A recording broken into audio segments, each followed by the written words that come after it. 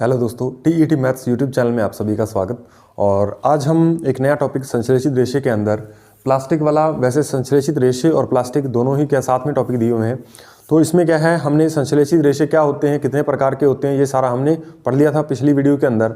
और आज हम देखेंगे ये छोटा सा टॉपिक है, इसको भी हमें देख लेना चाहिए। प्राकृतिक रबर और क्या है हमारे पास, कृत्रिम रबर। ठीक है, यहाँ से क्वेश्चन आने की संभावना न के बराबर है, लेकिन फिर भी इसको पढ़ने में हमें क्या है 2 से 4 मिनट लगेंगे, तो जल्दी से हम इसे पढ़ लेते हैं। 2-4 बातें आपको इसमें ध्यान रखनी है।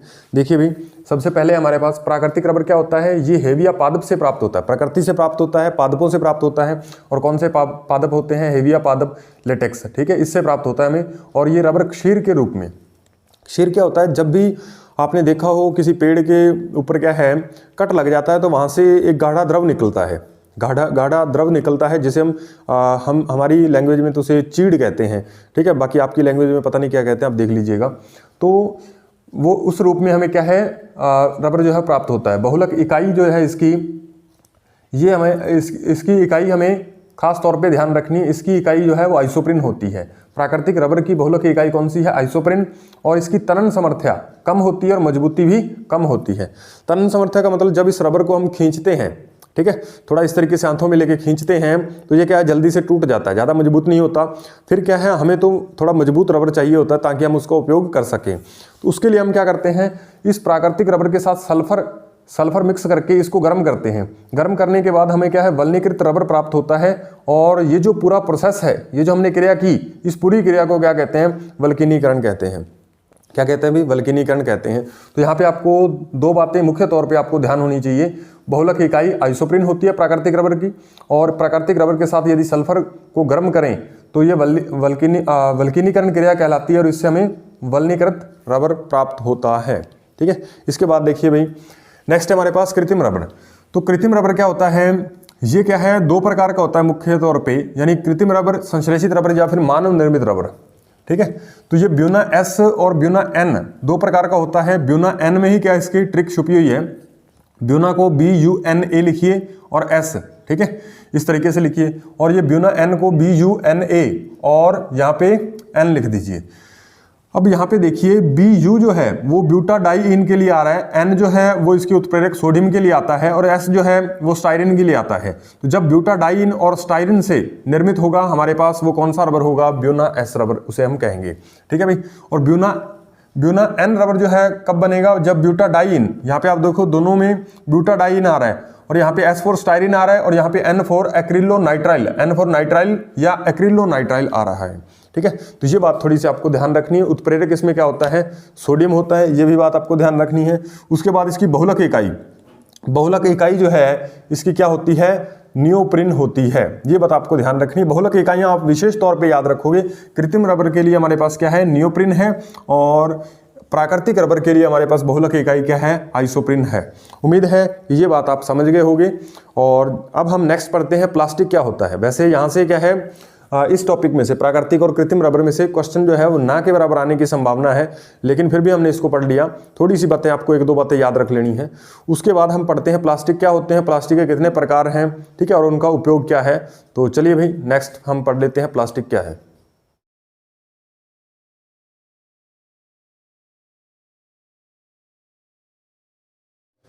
चलिए दोस्तों, अब हम प्लास्टिक पढ़ते हैं। तो प्लास्टिक के अंदर क्या है कि हमें कुछ चीज़ों का ध्यान रखना है, और ये इतनी चीज़ें यदि आप पढ़ लेते हो तो आपके लिए पर्याप्त हैं। इससे अलावा क्वेश्चन मेरे हिसाब से, इससे बाहर क्वेश्चन जाने की कोई संभावना नहीं बनती। ठीक है, इसमें कुछ ट्रिक्स वगैरह भी हैं जो क्या हो सकता है किसी और भी यूट्यूबर ने करवाई हो, ठीक है, लेकिन हम उसे थोड़ा सा संशोधित करके अपने तरीके से उसको थोड़ा सा चेंज करते हुए समझेंगे, या फिर कोई ट्रिक्स जो हमें अच्छी लगेगी हम उसका हूबहू प्रयोग यहाँ पे करेंगे। तो यहाँ पे देखिए, आप इसको याद करने का तरीका, पहले आप देखिए प्लास्टिक होता क्या है। तो प्लास्टिक जो है वो छोटे कार्बनिक अणु होते हैं, जो क्या है स्टेप बाय स्टेप मिलकर के, यानी बहुत सारे अणु जो है वो मिलकर के एक क्या है उच्च अणुभार वाली संरचना का निर्माण करते हैं। ठीक है भाई, यानी एक वृहद इकाई का निर्माण करते हैं, जिसको हम क्या बोल देते हैं, प्लास्टिक बोल देते हैं। परिभाषा से क्वेश्चन नहीं आएगा, निश्चिंत रहिए, लेकिन थोड़ा सा दिमाग में होना चाहिए। छोटे कार्बनिक अणु मिलकर के उच्च अणुभार वाली संरचना का निर्माण करेंगे। उसके बाद प्लास्टिक देखिए हमारे पास 2 तरह का होता है। एक तो है थर्मोप्लास्टिक, दूसरा है हमारे पास थर्मोसेटिंग प्लास्टिक। ठीक है भाई, कौन कौन से प्लास्टिक हैं? एक तो है हमारे पास थर्मोप्लास्टिक, एक है हमारे पास थर्मोसेटिंग प्लास्टिक।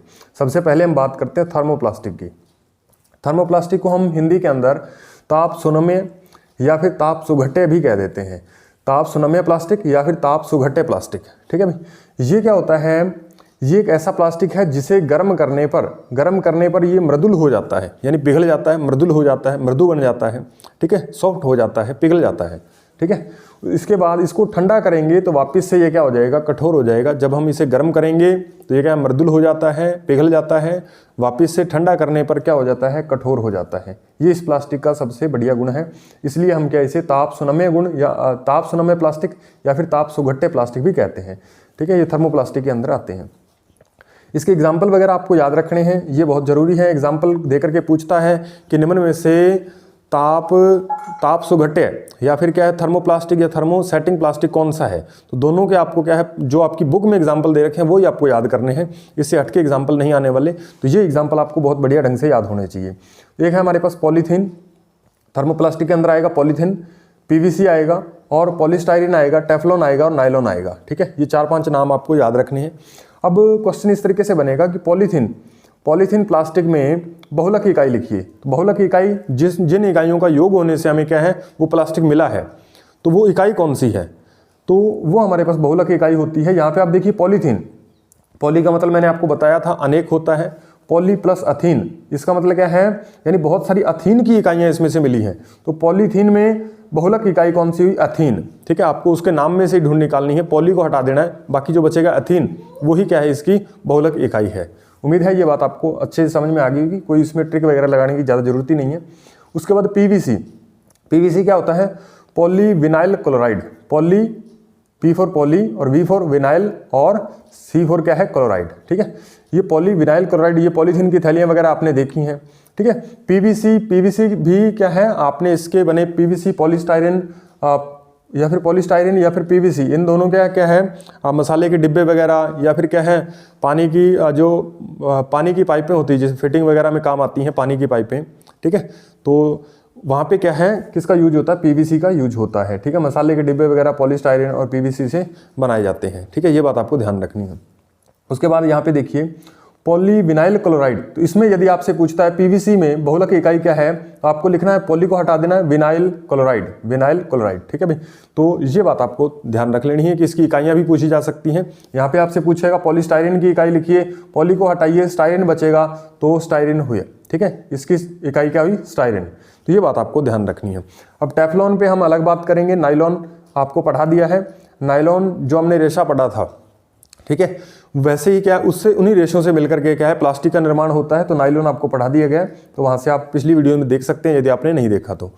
अब देखिए भी टेफ्लॉन एक विशेष प्रकार का प्लास्टिक है, एक थर्मोप्लास्टिक है। पहली बात तो ये ध्यान रखनी है, कई बार पेपर में पूछा गया टेफ्लॉन है थर्मोसेटिंग या थर्मोप्लास्टिक है, तो आपको क्या बताना है? ये थर्मोप्लास्टिक है। अब टेफ्लॉन के अंदर आपको इकाई देखनी है, तो टेफ्लॉन को आपका पूरा क्या है, इसका फुल नेम लिखना पड़ेगा। इसका फुल नेम होता है पॉलीटेट्राफ्लोरोएथिलीन।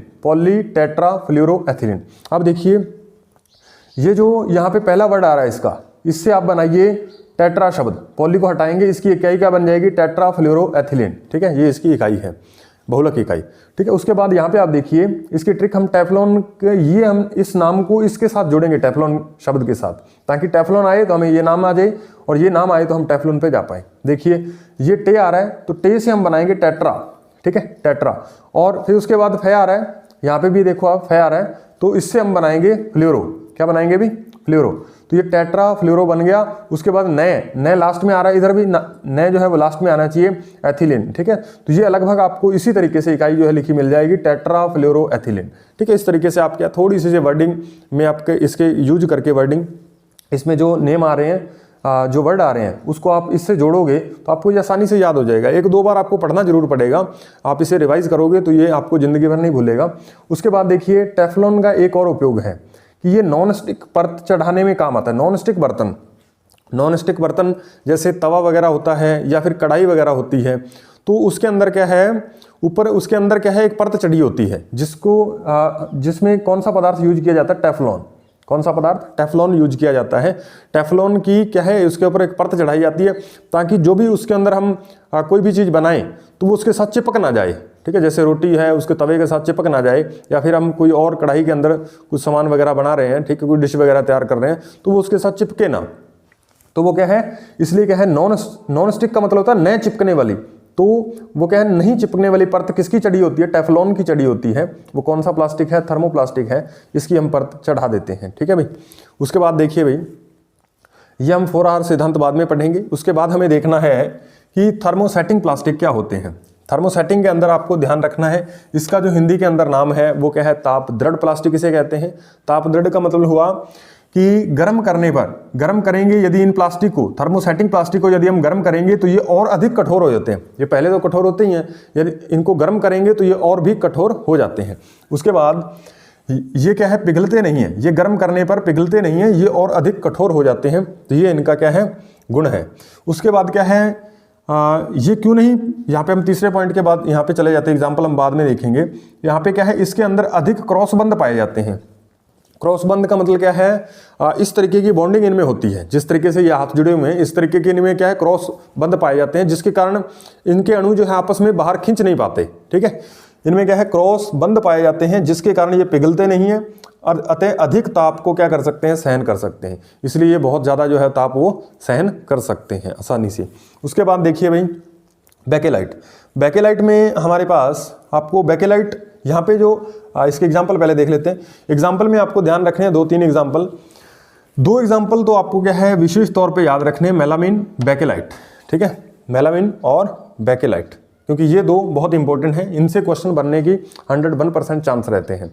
तो यहाँ पे आप देखिए भाई, बाकी याद हो तो ठीक है, नहीं तो 1-2 बार पढ़ लीजिएगा।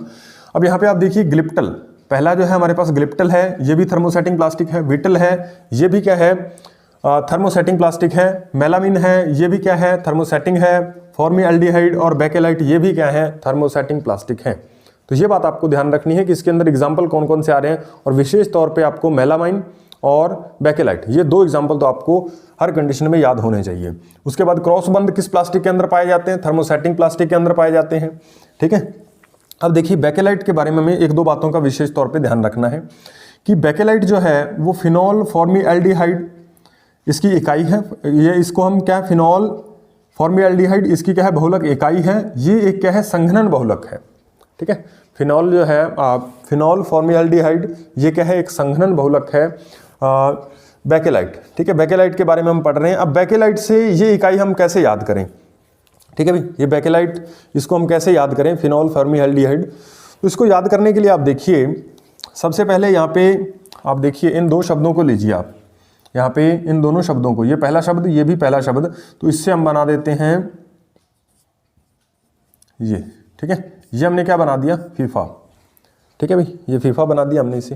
तो ये फीफा क्या है, ये क्या है, वर्ल्ड कप अवार्ड होता है फीफा, ये वर्ल्ड कप का आयोजन होता है, उसी को हम क्या कहते हैं, फीफा, ठीक है।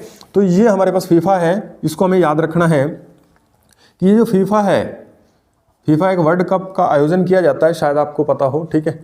तो उसमें क्या है, फीफा वर्ल्ड कप के अंदर कुछ इनाम वगैरह मान लीजिए बांटे जा रहे हैं। अब एक काल्पनिक कहानी के हम इसे जोड़ देते हैं। तो फीफा में क्या है, किसी जो आदमी जीत जाता है उसे मान लीजिए क्या मिलता है, इनाम मिलता है, ठीक है। फीफा वर्ल्ड कप जो आयोजन होता है उसके अंदर जो भी आदमी फर्स्ट आता है उसको इनाम मिलता है, और इनाम मिलता है तो वहाँ पे क्या है, रंग बिरंगी लाइटें जल रही होती हैं, बुझ रही होती हैं, ठीक है। आपने देखा हो तो ये लाइट शब्द से आप इसे जोड़िए फीफा को, तो ये आपको आसानी से आपके दिमाग में रह जाएगा, ठीक है भाई। तो ये कुछ बातें होती हैं काल्पनिक तौर पे, जब हम याद करते हैं तो हमारा माइंड जो है वो जल्दी उन चीज़ों को कैच कर लेता है, ठीक है। क्योंकि जो चीज़ हकीकत में है तो वो तो थोड़ा हमें याद करने में थोड़ा सा मेहनत करनी पड़ेगी, लेकिन जो मैंने आपको पहले भी बताया, जो चीज़ें क्या है, काल्पनिक तौर पे होती हैं, ठीक है, काल्पनिक होती हैं, वो क्या है, हमारा दिमाग जल्दी एक्सेप्ट करता है, ठीक है। ये बात आप थोड़ी ध्यान में रखिएगा। तो यहाँ से फीफा बना, फिनॉल, पहले फी से क्या आएगा, फिनॉल, और दूसरे फा से क्या आएगा, फॉर्मल्डिहाइड, ठीक है। तो ये बात आप ध्यान रखोगे, फॉर्मल्डिहाइड, फीफा और लाइट, ये आप वर्डिंग में आप जोड़ दीजिएगा, इसे संघनन बहुलक कहते हैं। अब इसमें एग्जाम्पल आपको याद रखने हैं। कई बार क्या है, क्वेश्चन इस तरीके से आता है कि जैसे स्विच हैं, ठीक है, जो आप स्विच घरों में बिजली के जो बिजली बिजली परिपथ को पूरा करने के लिए जो हम स्विच यूज में लेते हैं, तो उन स्विच की बात करें या फिर हत्थे किन की बात कर रहे हैं, हत्थे या हैंडल किसकी, जो हमारे पास प्रेशर कुकर होता है या फिर और भी कई बर्तन होते हैं चाय बनाने के, ठीक है, या और भी कुछ हो सकता है, तो उन सभी के हत्थे जो हैं वो किसके बने होते हैं, वो बेकेलाइट के बने होते हैं। विद्युत इस्त्री भी किस पदार्थ की बनी होती है, नीचे लोहा लगा होता है, ऊपर जो पदार्थ उसके ऊपर हैंडल वगैरह लगा होता है वो बेकेलाइट का होता है। किसका होता है, बेकेलाइट का, ठीक है। तो ये बातें आपको ध्यान रखनी है। क्वेश्चन इस तरीके से आ सकता है कि प्रेशर कुकर के जो हत्थे हैं या हैंडल है वो किस चीज़ का बना होता है, तो आपको बताना है कि वो बेकेलाइट का बना होता है, थर्मोसेटिंग प्लास्टिक का बना होता है। ये बात आपको ध्यान रखनी है। उसके बाद देखिए एक दो बातें आपको और याद रखनी है कि टेबल टॉप व क्रॉकरी बनाने में किसका उपयोग किया जाता है, तो फॉर्माइका मेलामाइन का उपयोग किया जाता है। इतना इंपॉर्टेंट नहीं है, फिर भी आपको बता दिया। टेबल टॉप व क्रॉकरी बनाने में किसका उपयोग किया जाता है, फॉर्माइका मेलामाइन का। उसके बाद देखिए ये बहुत ज़्यादा इंपॉर्टेंट है, ठीक है। ये क्या है, अग्निसह कपड़े। अग्निसह कपड़े मतलब जो आग बुझाने वाले व्यक्ति होते हैं, ठीक है, जो आग फायर ब्रिगेड होते हैं, आग बुझाने वाले आदमी होते हैं, वो क्या है कुछ विशेष तरीके के कपड़े पहन के आते हैं, ठीक है। तो उन कपड़ों के ऊपर क्या है, मेलामाइन की परत चढ़ी होती है। किसकी परत चढ़ी होती है, मेलामाइन की। तो ये मेलामाइन क्या है, मेलामाइन एक क्या है हमारे पास थर्मोसेटिंग प्लास्टिक है। ये क्या है, जल्दी से पिघलता नहीं है, ठीक है। आग के संपर्क में आने से ये जल्दी से पिघलता नहीं है, और पिघलता नहीं है तो इससे क्या होगा, जो कपड़े अगर मान लीजिए कोई और कपड़े होते तो वो जैसे ही आग के नज़दीक जाते, ठीक है, आग के नज़दीक तो जाना ही पड़ता है बुझाने के लिए, तो जैसे ही नज़दीक जाते तो वो कपड़े क्या है, पिघल जाते।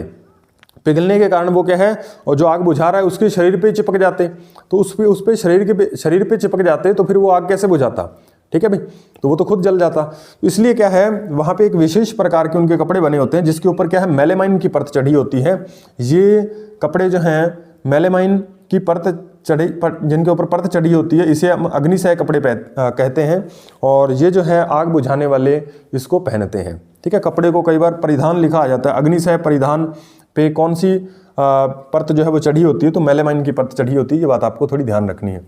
मेलामाइन क्या है, थर्मोसेटिंग प्लास्टिक है, ठीक है भाई। तो प्लास्टिक में सिर्फ आपको इतना ही पढ़ना है। तो पहले हमने संश्लेषित रेशे पढ़े, अभी हमने प्लास्टिक पढ़ा। प्लास्टिक में सिर्फ आपको इतनी ही बातें याद रखनी है। लास्ट बात जो बची आप देखिए, ये 4R सिद्धांत। अब आप जानते हो कि प्लास्टिक जो है वो क्या है, लंबे समय तक चलता है, ये नष्ट नहीं होता जल्दी से, ठीक है। तो बेकार जो प्लास्टिक हो जाता है, हम उसका क्या करें, इसका निपटान कैसे करें, इसका निपटारा हम कैसे करें। तो देखिए वेस्टेज हम कहाँ पे फेंकें, ठीक है, या फिर हम उसका क्या करें वेस्टेज का।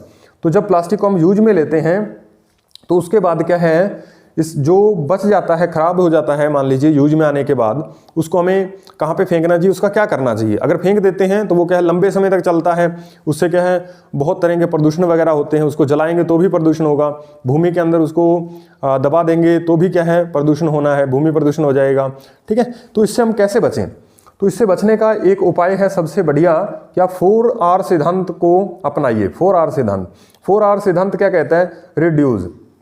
रिड्यूस का मतलब क्या है कि आप जो उपयोग कर रहे हो आप पहले उसे ही कम कीजिए, ठीक है। जैसे आप बाजार से सब्जी वगैरह लाने जा रहे हो तो आप पॉलीथीन वहाँ से मत लाइए, आप क्या है घर से कपड़े का थैला बना हुआ ले जाइए, उसमें अपनी सब्जी वगैरह या आप जो भी सामान खरीदने जा रहे हो कोशिश करो तो आपको वो ही लेके जाना है घर से। रिड्यूस का मतलब उपयोग कम करिए। रीयूज का मतलब यदि आप एक बार पॉलीथीन की बात कर रहे हैं, आप और भी कोई प्लास्टिक हो सकता है, यदि आप एक बार लेके आ गए तो उसका क्या आप बार बार उपयोग कीजिए। ऐसे नहीं कि एक बार उपयोग में लाए और उसको फेंक दिया, ठीक है, या जला दिया, ऐसा कुछ नहीं करना, उसका हमें बार बार उपयोग करना है। तीसरा है हमारे पास रिसाइकिल। रिसाइकिल का मतलब क्या है कि जो हमारे पास प्लास्टिक आया आप उसको पुनर्चक्रित होने के लिए भेजिए, ठीक है। जैसे प्लास्टिक वगैरह कचरा वगैरह इकट्ठे करने वाले गाँव में शहरों में आते हैं, ठीक है, तो उनको आप दे दीजिए, वो कचरा वगैरह इकट्ठा करके रखिए और वो ले जाएंगे और उसके बाद क्या है उसका रिसाइकिल पुनर्चक्रण किया जाता है। तो उसके बाद नेक्स्ट है हमारे पास रिकवर। रिकवर का मतलब क्या है, वापस से उसके पुनर्चक्रण के बाद फिर से आप उसे प्राप्त कर लीजिए। तो इस तरीके से क्या है वेस्टेज भी खत्म हो जाएगा और हमें क्या है नए रूप में प्लास्टिक भी मिल जाएगा। उम्मीद है कि ये बातें आपको अच्छे से समझ में आई होंगी। तो आप में फिर एक बार बता देते हैं इसमें आपको क्या क्या चीज़ें याद रखनी है। थर्मोप्लास्टिक की परिभाषा आपको याद रखनी है कि ऐसे प्लास्टिक जो गर्म करने पर तो मृदुल और ठंडा करने पर कठोर होते हैं। इनके एग्जाम्पल आपको याद रखने हैं। टेफ्लॉन आपको विशेष तौर पे याद रखना है, बहुत ज़्यादा इंपॉर्टेंट है, क्वेश्चन यहाँ से बनने की संभावना रहती है हमेशा। उसके बाद सेटिंग प्लास्टिक में आपको एग्जाम्पल याद रखने हैं, खास करके दो, मेलामाइन और बेकेलाइट। ठीक है, इसके अंदर आपको बेकेलाइट विशेष तौर पे याद रखना है। बेकेलाइट की इकाइयाँ क्या क्या हैं वो आपको याद रखना है।